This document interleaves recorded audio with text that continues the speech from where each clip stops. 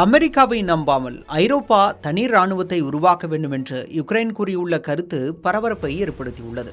அமெரிக்க அதிபராக Trump பொறுப்பேற்றதும் NATO உறுப்பினர் நாடான டென்மார்க்குக்கு சொந்தமான கிரீன்லாந்தை அமெரிக்காவோடு இணைக்க உள்ளதாக பேசினார். இதற்கு ஐரோப்பிய நாடுகள் கடும் கண்டனம் தெரிவித்ததோடு கிரீன்லாந்துக்கு சிறிய அளவிலான தங்கள் படைகளையும் அனுப்பின. இதற்கு அமெரிக்க அதிபர் ட்ரம்ப் கடும் கண்டனம் தெரிவித்தார். மேலும் நேட்டோ அமைப்புக்கு அமெரிக்காவே அதிக பங்களிப்பு செய்துள்ளது என்றும் அந்த அமைப்பால் அமெரிக்காவுக்கு எந்த பயனும் இல்லை என்றும் கருத்து தெரிவித்தார்.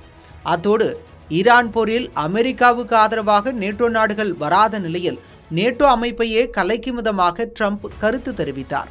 இந்த நிலையில் அமெரிக்காவை நம்பாமல் ஐரோப்பா தனது சொந்த பாதுகாப்பிற்கு தயார் நிலையில் இருக்க வேண்டும் என யுக்ரைன் அதிபர் ஜெலன்ஸ்கி கூறியுள்ளார்.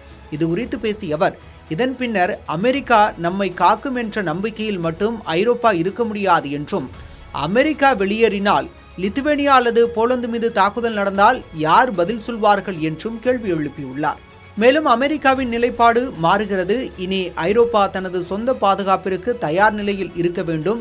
அமெரிக்கா இல்லாமல் நேட்டோ என்னவாக போகிறது என்பதை நாம் இப்போதே யோசிக்க வேண்டும் என்றும் அவர் கூறியுள்ளார். அதேபோல அமெரிக்காவை பின்தொடரும் நாடாக மட்டுமே இல்லாமல் ஐரோப்பா ஒரு வலிமையான சக்தியாக தன்னை கட்டியெழுப்ப வேண்டும் என்றும், அமெரிக்கா நேட்டோவை விட்டு விலகப் போவதாக சொல்வது புதினுக்கு கொடுக்கப்படும் ஒரு பரிசு என்றும் அவர் கருத்து தெரிவித்துள்ளார்.